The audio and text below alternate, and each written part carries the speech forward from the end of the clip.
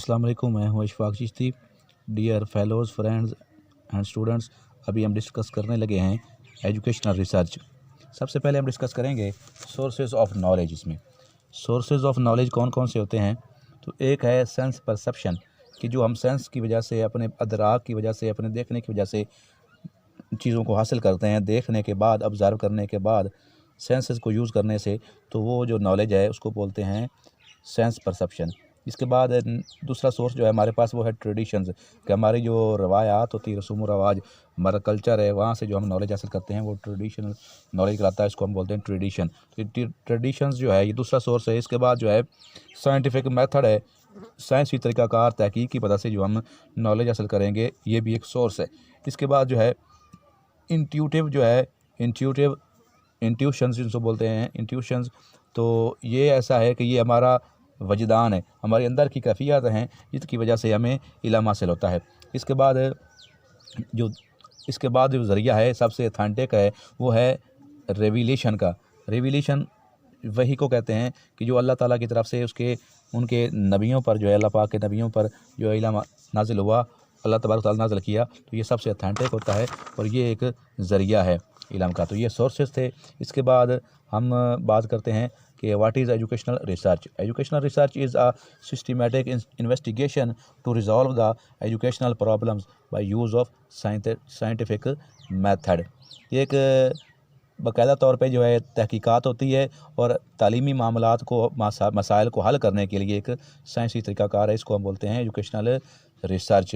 अब इसके जो है नीड्स और स्कोप ऑफ एजुकेशनल रिसर्च क्या है, कि एक तो नंबर 1 जो है क्वालिटी ऑफ एजुकेशन के लिए रिसर्च की जाती है। नंबर 2 जो है चेंजिंग कंसेप्ट ऑफ एजुकेशन, के आए दिन जो है इसमें तब्दीली तालीम में आती रहती है, बदलाव के लिए, बेहतरी के लिए ये रिसर्च की जाती है। इसके बाद साइंस एंड टेक्नोलॉजी की डेवलपमेंट के लिए रिसर्च की जाती है, करिकुलम डेवलपमेंट के लिए रिसर्च की जाती है, एजुकेशनल असेसमेंट के लिए रिसर्च की जाती है, और इसके अलावा इफेक्टिवनेस ऑफ टीचिंग मेथड्स को टीचिंग मेथड को बेहतर बनाने के लिए रिसर्च की जाती है, एजुकेशनल एडमिनिस्ट्रेशन के लिए रिसर्च की जाती है, और इकोनॉमिक्स ऑफ एजुकेशन, तालीम के जो है माशी मामलात, उनको तय करने के लिए रिसर्च की जाती है। इसके अलावा रोज़मर्रा ज़िंदगी के अंदर बाकी जो है तालीमी मामलात को उनकी देखभाल करने के लिए, लर्निंग कैसी हो रही है, स्टूडेंट्स का कैसा इन्वायरमेंट है, वो किस इन्वायरमेंट में सीख रहे हैं, इसके लिए तहकीकात की जाती हैं, और मुख्तलिफ़ अदारों को दरपेश मसाइल के ऊपर जो है तहकीकात की जाती हैं। तो इसका दायरा कार जो है, स्कोप बहुत ज़्यादा वसी है।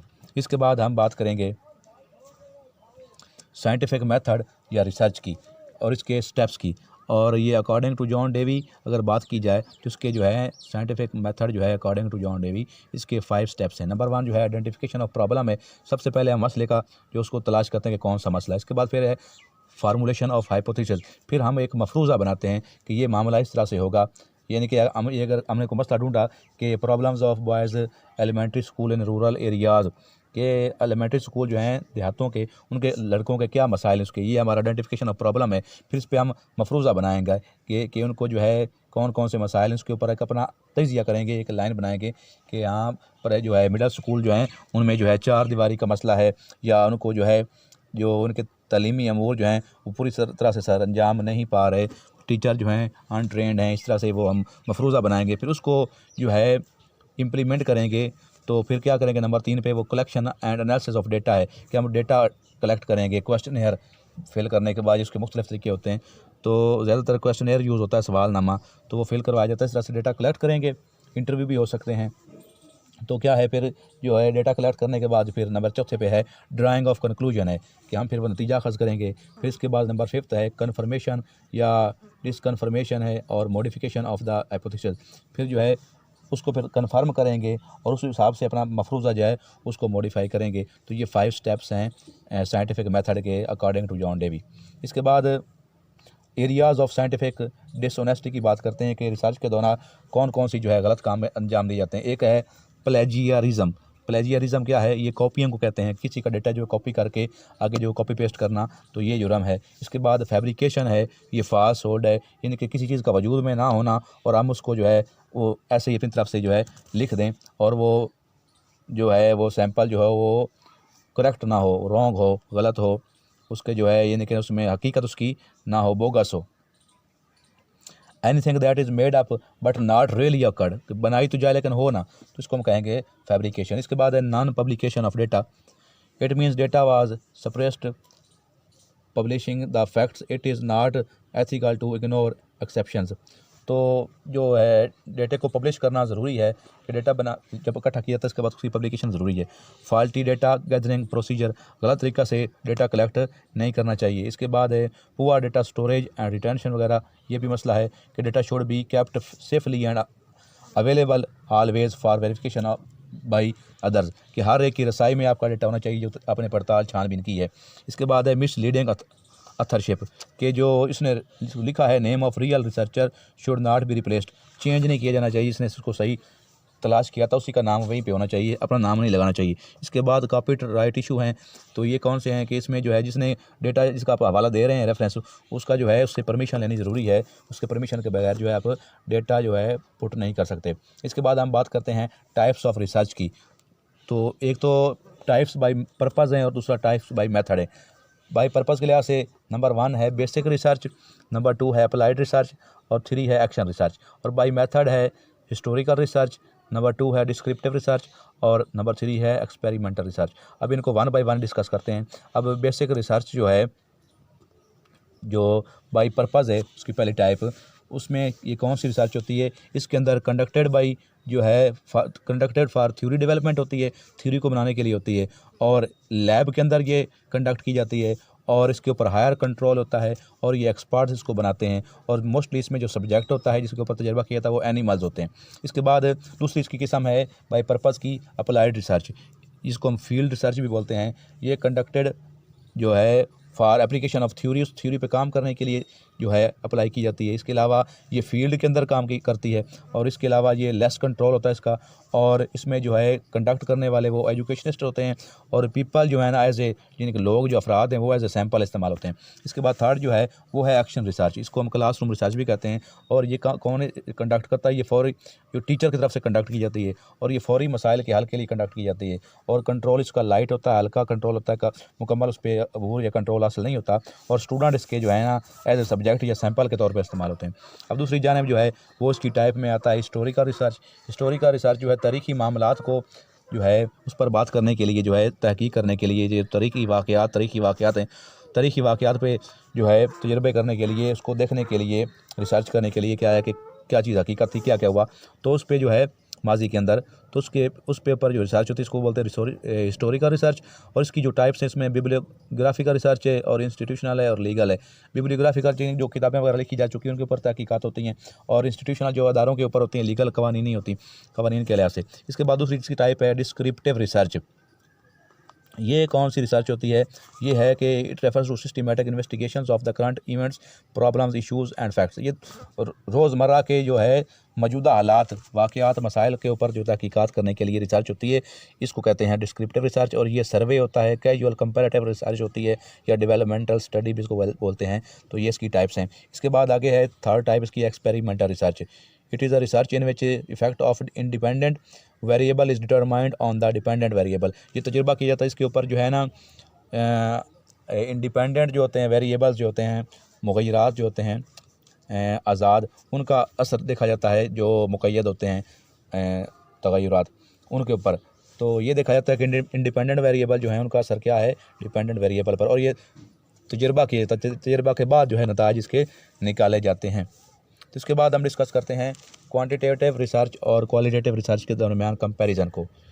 अब क्वांटिटेटिव रिसर्च जो है ये फोकस ऑन नंबर या क्वांटिटी होती है, ये क्वांटिटी के ऊपर फोकस करती है, जबकि क्वालिटेटिव रिसर्च जो है ये क्वालिटी के ऊपर फोकस करती है। अब क्वांटिटेटिव रिसर्च जो है ये ऑब्जेक्टिव होती है, जबकि क्वालिटेटिव जो है ये सब्जेक्टिव होती है।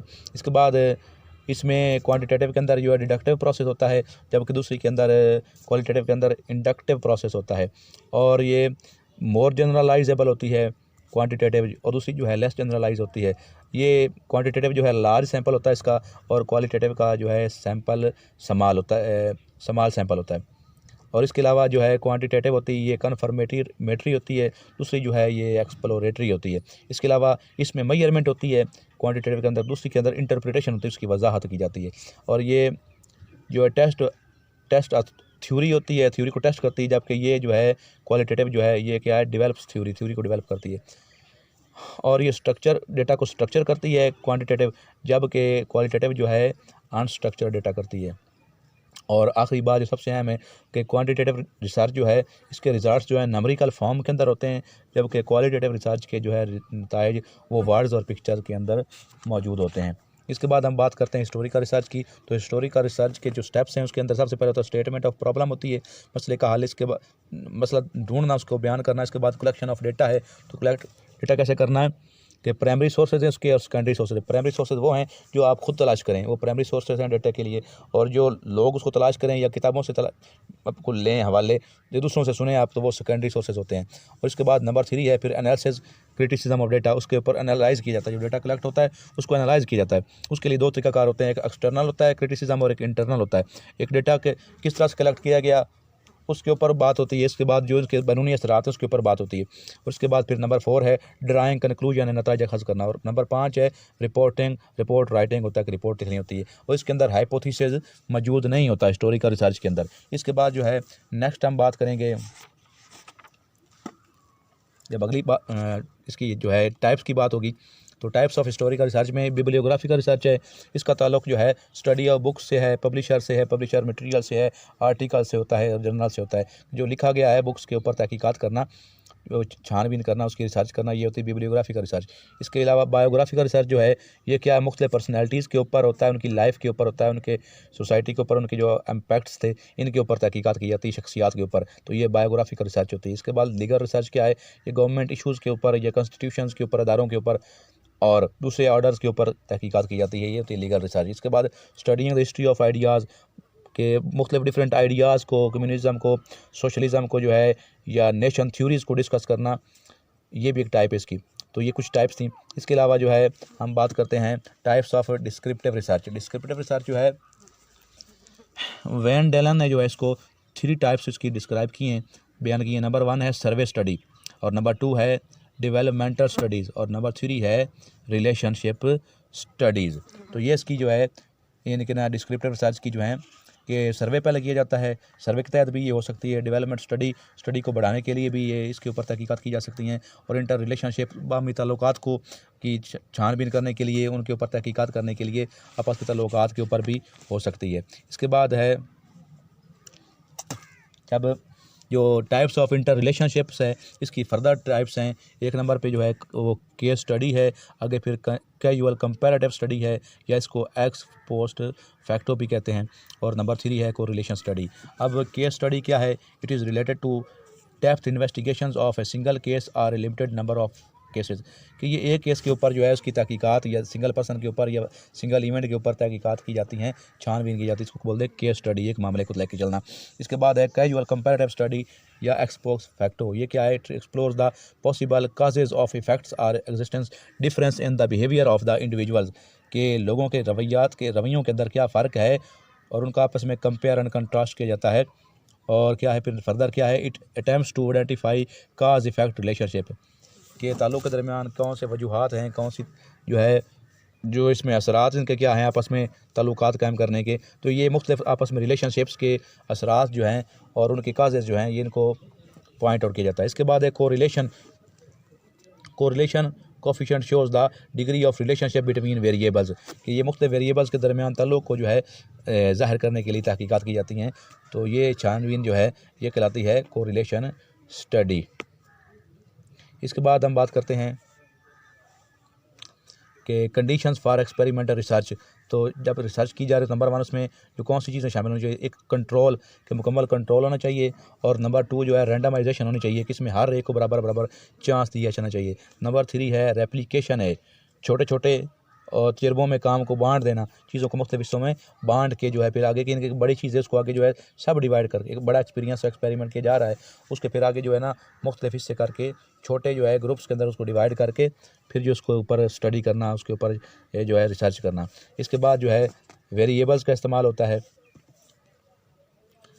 तो इसके बाद जो है इसमें जो है वेरिएबल्स जो हैं वो इंडिपेंडेंट होते हैं और डिपेंडेंट वेरिएबल होते हैं। और इसके अलावा इंडिपेंडेंट वो होते हैं जिनके असरात डिपेंडेंट पे होते हैं, तो और डिपेंडेंट वो होते हैं जिनके असरात इंडिपेंडेंट जो हैं वो उनकी तरफ से मिलते हैं उनको। अब मिसाल के तौर पर इसकी मिसाल भी हो सकती है, जैसे हम ये कह सकते हैं कि बच्चों को इनाम देंगे तो बच्चे अच्छा काम करते हैं। इसमें इनाम जो देना है ये क्या है, इंडिपेंडेंट वेरिएबल है, और उसके बदले में बच्चे का काम करना जो है, रिस्पांस देना, ये डिपेंडेंट वेरिएबल है। इस दौरान अगर कोई उसको मसाइल पेश आएंगे बच्चे को कि उसके पास जो है कापी नहीं थी, पेंसिल नहीं थी, तो ये क्या है, एक्सट्रेनियस वेरिएबल्स होंगे, जो बैरूनी होंगे, बैरूनी असरात इसको कहा जाता है। तो इसके बाद जो है टाइप्स ऑफ एक्सपेरिमेंटल डिज़ाइन की बात करते हैं। तो इसकी टाइप्स जो एक्सपेरिमेंटल डिज़ाइन की 3 टाइप्स हैं। एक प्री एक्सपेरिमेंटल डिज़ाइन है, नंबर 2 जो है वो ट्रू एक्सपेरिमेंटल डिज़ाइन है, और नंबर 3 जो है वो कॉसी एक्सपेरिमेंटल डिज़ाइन है। प्री एक्सपेरिमेंटल डिज़ाइन के अंदर very weak control over variable होता है, और नो रैंडम असाइनमेंट होती है, और नो कंट्रोल ग्रुप होता है। ये होता है प्री एक्सपेरिमेंटल। और कॉसी एक्सपेरिमेंटल के अंदर जो है ना, लिटल वीक कंट्रोल होता है लेकिन कम होता है वेरिएबल्स के ऊपर। और नो रैंडमाइजेशन असाइनमेंट होती है कि नो रैंडम असाइनमेंट होती है इसमें, कि रैंडम हर एक को चांस बराबर नहीं दिया जा रहा होता। और इसके बाद control experimental groups are differed in the treatment they receive and many other ways. इसके बाद ट्रू एक्सपेरिमेंटल डिज़ाइन जो है उसमें जो है कंप्लीट कंट्रोल होता है वेरिएबल्स के ऊपर, और इसके अलावा रैंडम असाइनमेंट होती है इसमें कि हर एक को इक्वल चांस प्रोवाइड किया जाता है। तो यानी कि सबसे बेस्ट जो है वो है ट्रू एक्सपेरिमेंटल डिज़ाइन। तो एक्सपेरिमेंटल डिज़ाइन के 3 इसके जो थे पार्ट्स थे, प्री एक्सपेरिमेंटल टाइप थी इसकी, और कॉसी थी, और ट्रू एक्सपेरिमेंटल। और उसमें जो ट्रू एक्सपेरिमेंटल वो सबसे बेस्ट है, इसके ऊपर कंट्रोल भी मुकम्मल होता है, और रैंडमाइजेशन भी सब में होती है कि सबको इक्वल चांस होता है। जबकि कॉसी के अंदर जो है कंट्रोल कम होता है और रैंडमाइजेशन भी नहीं होती। और जो प्री एक्सपेरिमेंटल है इसके ऊपर जो है कंट्रोल जो है बिल्कुल कम वीक होता है, और जो है रैंडमाइजेशन इसके ऊपर भी नहीं होती। तो एक्सपेरिमेंटल जो है ट्रू एक्सपेरिमेंटल डिज़ाइन ये बेस्ट है। इस तरह से फिर आगे हम चलेंगे रिसर्च के अंदर, बात करेंगे हाइपोथेसिस के अंदर कि हाइपोथेसिस क्या होता है, डेफिनेशन इसकी डिस्कस करेंगे। A hypothesis is a provisional और temporary guess about the research problem, कि किसी भी जो मसला जो है उसकी जो तहकीकात की जा रही होती है उसके अंदर एक हम मफरूज़ा बनाते हैं, उसको हम बोलते हैं हाइपोथेसिस। अब इसकी फॉर्म्स क्या हैं, फॉर्म्स ऑफ हाइपोथेसिस क्या हैं। डिक्लेरेटिव फॉर्म होती है इसकी, it state the relationship between the variables concerned. Example इसकी क्या है कि they are is a significant difference in the education standards of boys schools and girls schools। इस तरह से एक प्रिडिक्शन फॉर्म होती है इसकी कि जो प्रिडिक्ट करती है, पेश गोई करती है। It predicts that there will be the relationship between the variables concerned, experiment will help to analyze it, कि ये पेश गोई करेगी कि फ़लाँ वाक़या ऐसे होने वाला है। तो ये एक हाइपोथेसिस मफरूज़े की है। नंबर 3 जो है ये क्वेश्चन फॉर्म है कि सवालनामे की शक्ल में जो है सवालनामा दिया जाता है, उसमें जो है इंटरोगेटिव साइन यूज़ होती है कि is there any significant difference in the education standards of boys schools and girls schools. तो इस तरह से ये तीसरी इसकी फॉर्म है। अब आगे बात करते हैं टाइप्स ऑफ हाइपोथेसिस की। तो इसमें नंबर 1 जो है वो है नल हाइपोथेसिस। ये क्या होता है, it states that no relationship exist between the variables concerned, it is written in H0 form, कि ये H0 की शक्ल में लिखा जाता है।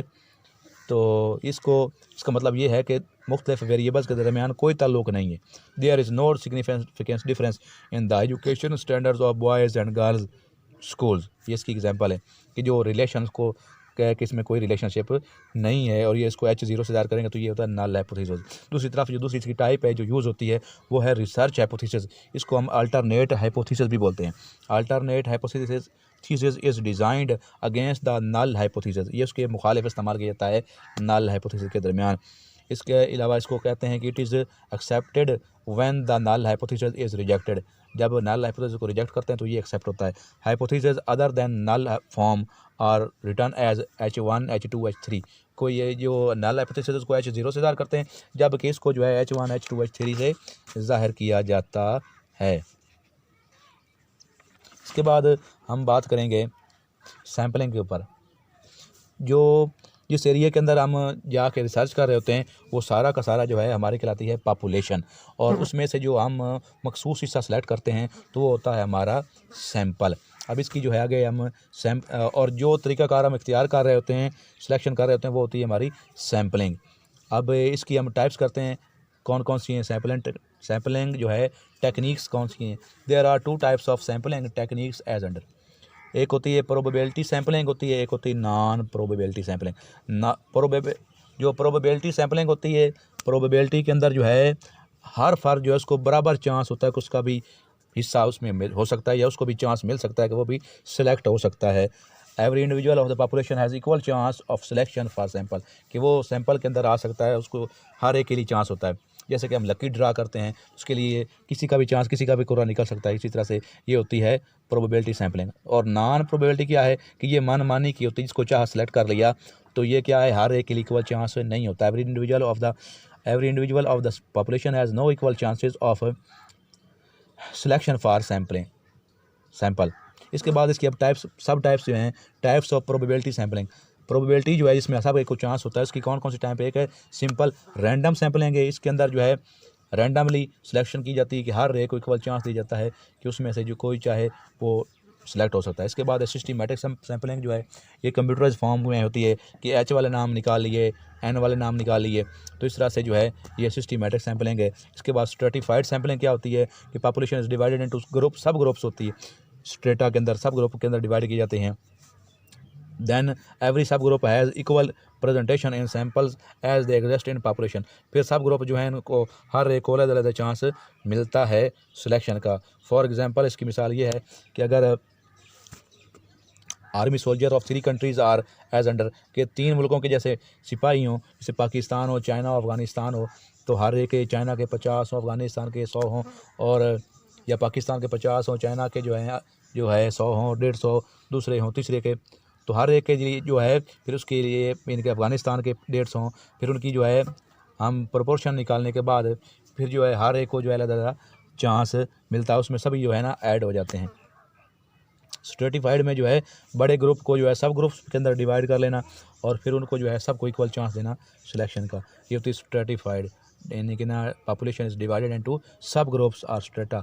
Every group sub group has equal representation in sample as they exist in population. जितने कि वो उसमें हिस्सा उनका होता है ना, उस हिसाब से उनको प्रॉपर चांस मिलता है। जो 50 वाला है उसको कितना मिलेगा, 100 के आधा मिलेगा, और जो 150 वाला है उसको जो है 50 का मज़ीद 3 गुना मिलेगा। तो इस तरह से जो है इनको उसका हिस्सा 3 आएगा प्रोपोर्शन निकालते तनासब उसका निकालने के बाद। इसके बाद होती है क्लस्टर सैम्पलिंग, कि जब ये तब इस्तेमाल होती है जब आबादी हमारी डिस्पर्स्ड हो, बिखरी हुई हो, तो फिर क्या है क्लस्टर में मुख्तलिफ टुकड़ियों में होती है बांटी हुई, तो फिर इन क्लस्टर को जो है मज़ीद डिवाइड नहीं किया जाता, उन पूरे क्लस्टरों को ले लिया जाता है। तो इस तरह से जैसे कि क्लास वगैरह या फैमिली वगैरह, तो इस तरह से ये जो है इसको बोलते हैं हम क्लस्टर सैम्पलिंग। इसके बाद है types of non probability sampling. इसमें जो है कन्वीनियंस सैम्पलिंग तो होती है, इसको एक्सीडेंटल या हैफाज़र्ड सैम्पलिंग भी कहते हैं। इसमें यह है कि जो मिल गया आगे सामने नज़र आया उसको ले लिया, सेलेक्ट कर लिया। इसके बाद होती है एक पर्पसिव होती है या जजमेंटल सैम्पलिंग होती है।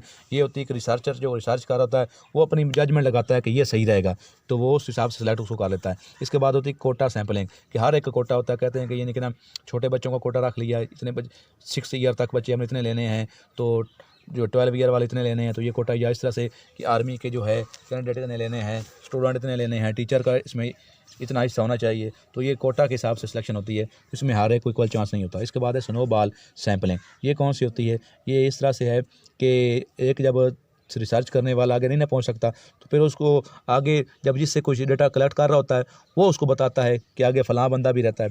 मिसाल के तौर पर एक मेडिसिन में काम करने वाले के बारे में उसने पूछा, तो वो उससे बताएगा कि फ़लाँ एरिया में भी एक रहता है मेरी तरह का बंदा, उससे भी आप मालूमात ले सकते हैं। तो ये होती है स्नोबॉल सैम्पलिंग। इसी तरह से फिर डबल या मल्टी स्टेज सैम्पलिंग भी होती है। In a double stage sampling the population is divided into a number of groups first stage and then in second stage sample is drawn from within these groups. कि इसकी stages बनाई जाती हैं, फिर उनमें से जो है हिस्सा निकाला जाता है, उनकी जो है ना सैंपल निकाला जाता है, इसको बोलते हैं मल्टी स्टेज सैम्पलिंग। इसके बाद हम बात करेंगे मेजरमेंट स्केल्स की। तो सबसे पहले हमारे पास है नॉमिनल स्केल। नॉमिनल स्केल क्या है कि इसके अंदर जब रिसर्च के अंदर ये यूज़ होता है, this scale provides qualitative classification of the objects. This scale does not have any quantitative value. इसके अंदर क्वांटिटी नहीं होती, क्वालिटी होती है। यानी कि हम मेल फीमेल जो है, बॉयज़ गर्ल्स, इस तरह से जो है उनके जो है स्केल करते हैं, उसकी मेजरमेंट करते हैं कि इतने बॉयज़ थे, इतनी गर्ल्स थी, तो इसको बाय नेम जो है, मसलन स्कूल में लड़के लड़कियों की तादाद वगैरह या हिंदू मुस्लिम की तादाद कितनी है, इस हिसाब से उसको ग्रुपों में तकसीम करना, फिर उनकी नंबरिंग अपनी तरफ से नंबरिंग उसकी करते हैं, उसको क्लासीफाई करते हैं। तो इसके बाद जो है नेक्स्ट हमारे पास जो है ऑर्डिनल स्केल। ऑर्डिनल क्या है? ये दर्जा बंदी का स्केल है। This scale provides quantitative classification of the objects in an order या sequence to lowest to highest. The ranking of students in class for height weight academic achievements के ये इसको जो है चेक करना। मिसाल के तौर पर मैं ये कहता हूँ कि मुझे जो है इस्लामाबाद जो है वो कराची से ज़्यादा पसंद है और कराची जो है मुझे पेशावर से ज़्यादा पसंद है, तो इस तरह से जो है बताना कि फ़लाँ चीज़ मुझे ज़्यादा, जैसे कि मैं कहता हूँ कि मुझे नोकिया का सेट जो है उससे ज़्यादा मुझे सैमसंग का सेट पसंद है, तो इस तरह से जो है, और सैमसंग का सेट जो है उससे ज़्यादा मुझे जो है वीवो का सेट पसंद है, तो इस तरह से उनकी दर्जाबंदी करना। लेकिन इसमें ये ना बताना कि ये दर्जाबंदी करते तो हैं कि फ़लाँ चीज़ इससे ज़्यादा पसंद है या इससे ज़्यादा बेहतर है, लेकिन उसकी हद नहीं होती, कुछ में नंबरिंग नहीं बताई जा सकती कि इतने दर्जे ज़्यादा पसंद है, इतने दर्जे, तो ये नहीं होता इसमें। कौन सा मोबाइल ज़्यादा पसंद है, तरजीह से जो है तरतीब वाइज नंबर उसको दे देते हैं हम।